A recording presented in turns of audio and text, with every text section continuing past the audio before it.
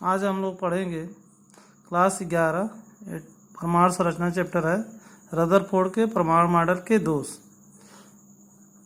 Clark Maxwell एक physics के scientist थे। उन्होंने कहा था कि यदि कोई गतिशील विद्युत आवेशित कण है और अगर वह गति करता है तो उससे प्रकाश का उत्सर्जन होगा और उसकी ऊर्जा लगातार कम होती जाएगी। चूँकि इलेक्ट्रॉन नाभिक के चारों ओर गति करता है तो इलेक्ट्रॉन की कक्षा की त्रिज्या भी धीरे धीरे कम होती जाएगी। अंत में इलेक्ट्रॉन नाभिक में गिर जाएगा और परमाणु का अस्तित्व ही खत्म हो जाएगा, क्योंकि यह माइनस है, ये प्लस है और जिससे दोनों टकरा जाएंगे और परमाणु खत्म हो जाएगा। लेकिन ऐसा वास्तव में कभी नहीं होता। अतः रदरफोर्ड मॉडल परमाणु निकाय के स्थायित्व की व्याख्या करने में असफल रहे। दूसरा पॉइंट है, रदरफोर्ड का मॉडल परमाणुओं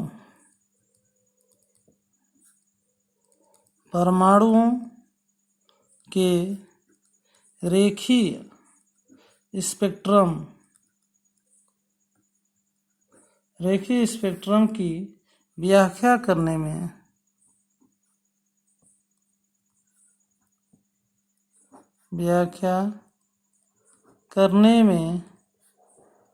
असफल रहा। इसमें क्या हुआ था कि इलेक्ट्रॉन के चक्कर लगाने की वजह से लगातार प्रकाश का उत्सर्जन होगा, जिससे स्पेक्ट्रम रेखाएं लगातार निकलेंगी कि रुक रुक कर निकलेंगी। इसकी व्याख्या रदरफोर्ड नहीं कर सके। अब हम लोग पढ़ेंगे बोर का परमाणु मॉडल। नील्स बोर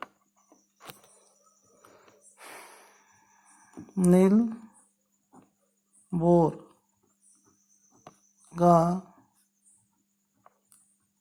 परमाणु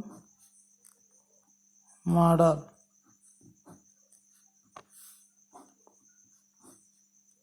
नील बोर का परमाणु मॉडल। इन्होंने जो रदरफोर्ड के परमाणु मॉडल में जो दोष था उसकी कमियों को दूर करने के लिए नील्स बोर ने अपना मॉडल दिया था। तो लिखेंगे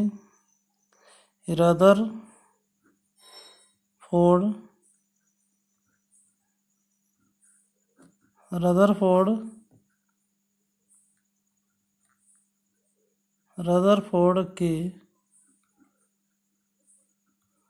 परमाणु मॉडल के दोषों को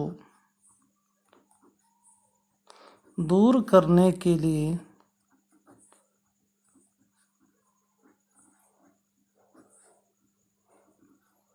नील्स बोर ने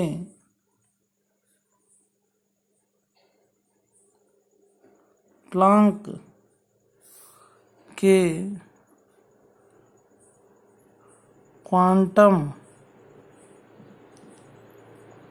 क्वांटम सिद्धांत के आधार पर परमाणु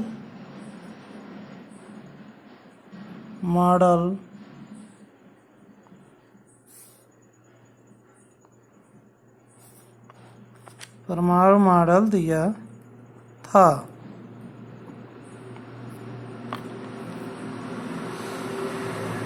इन्होंने सन लगभग 1913 ईस्वी में यह मॉडल दिया था। इनके अनुसार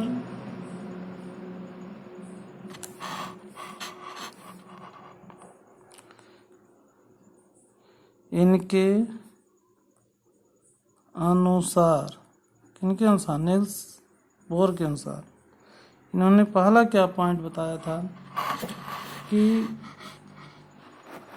परमाणु में इलेक्ट्रॉन नाभिक के चारों ओर वृत्तीय कक्षाओं में घूमते रहते हैं। रदरफोर्ड ने बताया था कि इलेक्ट्रॉन नाभिक के चारों ओर विभिन्न कक्षाओं में घूमते रहते हैं। उनकी कक्षाएं निश्चित नहीं थी और इधर उधर गोल था कि ओवल आकार का अंडाकार था, इसको भी प्रूफ नहीं कर पाए थे। लेकिन नील्स बोर ने कहा था कि इलेक्ट्रॉन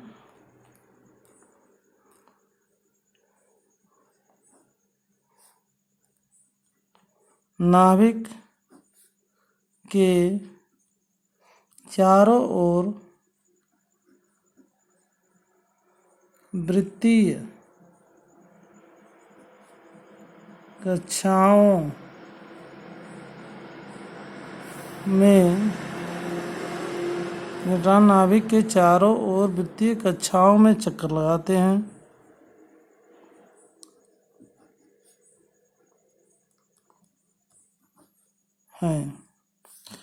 दूसरा पॉइंट इन्होंने ये बताया था कि वृत्तीय कक्षाएं, नाभिक के चारों ओर अनेक वृत्तीय कक्षाएं संभव हैं। नाभिक के चारों अनेक वृत्तीय कक्षाएं, लेकिन इलेक्ट्रॉन सभी कक्षाओं में नहीं घूमते हैं। इलेक्ट्रॉन केवल निश्चित कक्षाओं में बिना ऊर्जा उत्सर्जित किए हुए गति करते हैं। इलेक्ट्रॉन निश्चित कक्षाओं में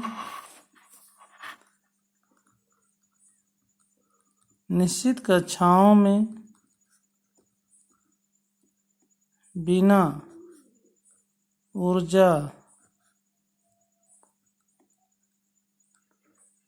ऊर्जा उत्सर्जित किए हुए घूमते हैं। मतलब रदरफोर्ड ने कहा था कि इलेक्ट्रॉन की कोई कक्षाएं निश्चित नहीं थी, लेकिन ऐसा नहीं है। नाभिक के चारों बहुत सी कक्षाएं होती हैं, लेकिन अगर पहली कक्षा का इलेक्ट्रॉन है तो पहली कक्षा में चक्कर लगाएगा, दूसरी कक्षा का इलेक्ट्रॉन है तो दूसरी कक्षा में चक्कर लगाएगा। अर्थात इलेक्ट्रॉन निश्चित कक्षाओं में चक्कर लगाते हैं और बिना ऊर्जा उत्सर्जित किए हुए घूमते रहते हैं।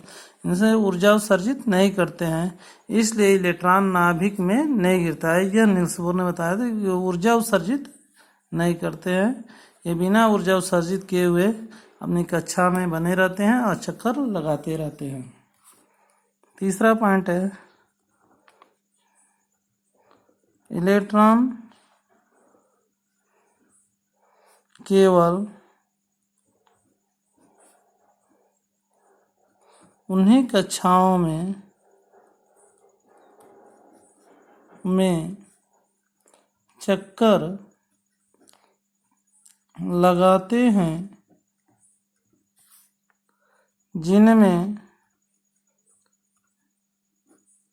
लगाते हैं जिनमें उनके कोणीय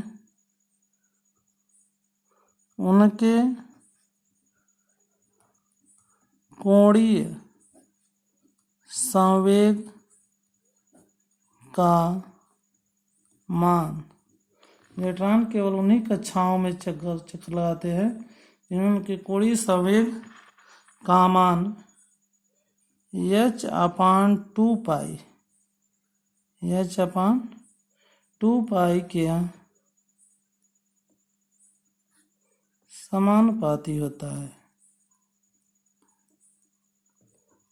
समानुपाती या पूर्ण गुणित होता है। पूर्ण गुणित होता है, मतलब कोणीय संवेग समानुपाती h/2π। कोणीय संवेग होता है mv/r। m है मास, v है वेलोसिटी, r है रेडियस।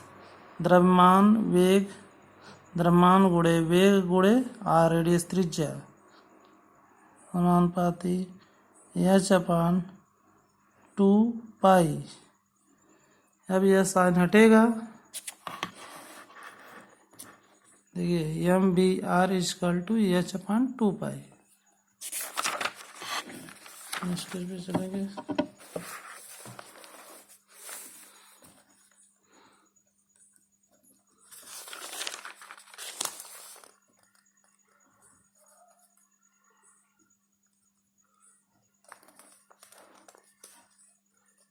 डी के सर 91 40 26 86 99 हमारा 11 के में से। अभी हम लोग पढ़ रहे थे कि M V R is equal to N H upon 2 पाई। एम वी आर कोणीय संवेग, यह जब इसका समानुपाती का साइन हटेगा तो इक्वल का चिन्ह आएगा। इक्वल चिन्ह लगाएंगे तो कोई चीज़ कांस्टेंट आती है। यहाँ पर एन लिख रहे हैं, एन एच अपान 2 पाई, एन एच अपान 2 पाई।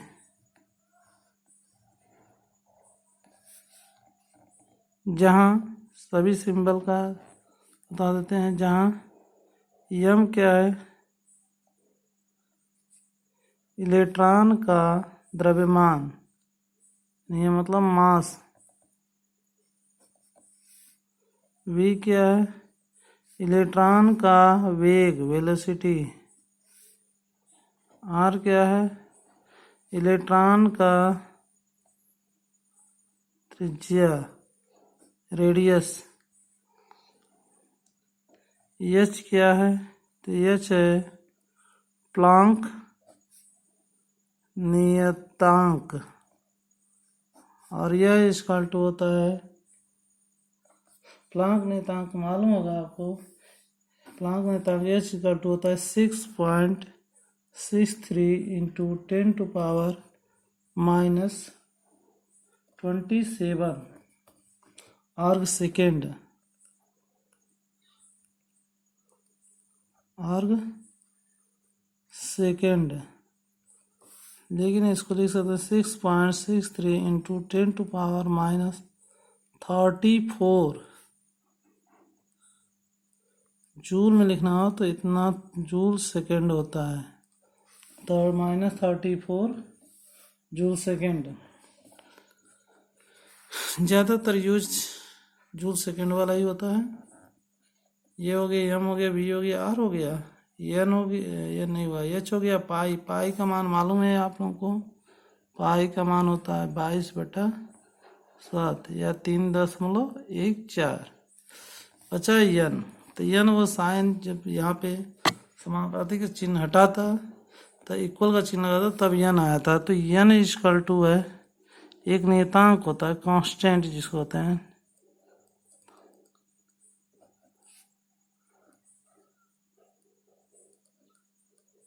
कांस्टेंट कहते हैं।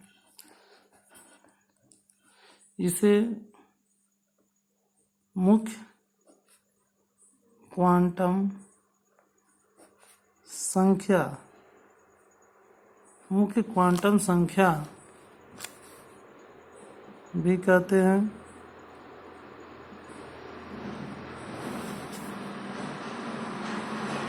जो इलेक्ट्रॉन के कोष को प्रदर्शित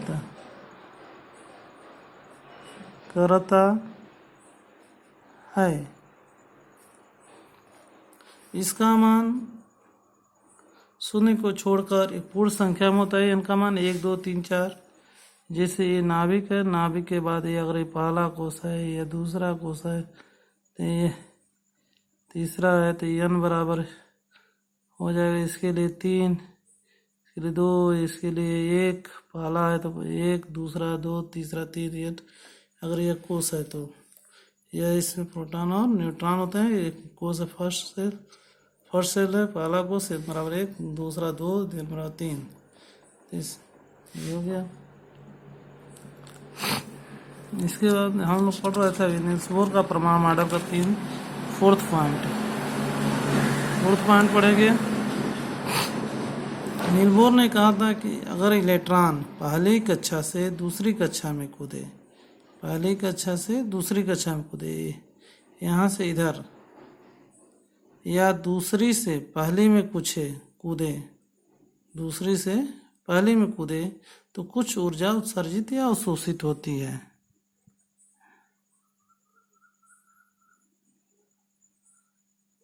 यदि इलेक्ट्रॉन प्रथम कोश से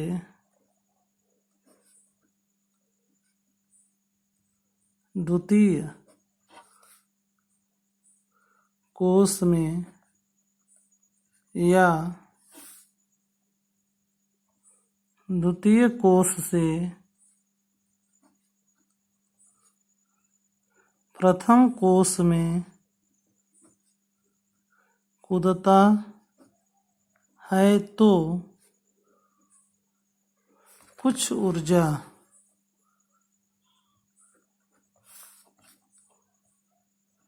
उत्सर्जित या अवशोषित होती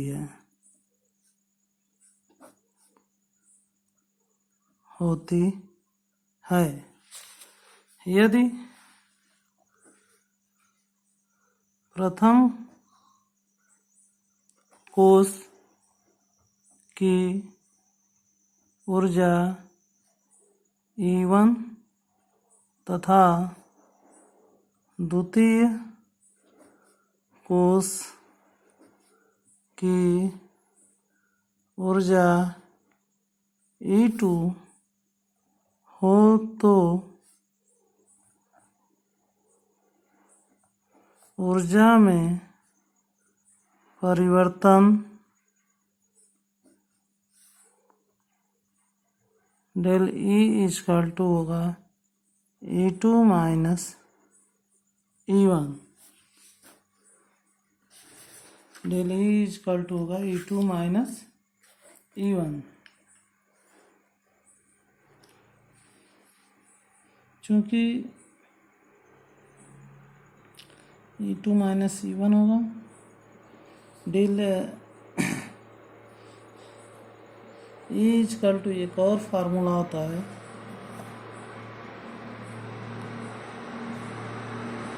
एस न्यू, तो न्यू इक्वल टू होगा,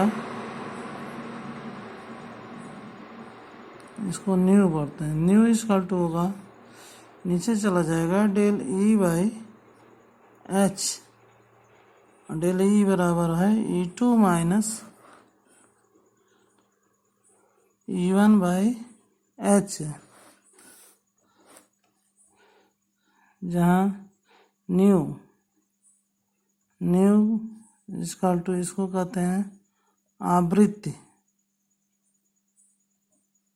यानी फ्रीक्वेंसी। अब हम लोग पढ़ेंगे इसके बाद नील बोर के परमाणु मॉडल के दोष। नील बोर के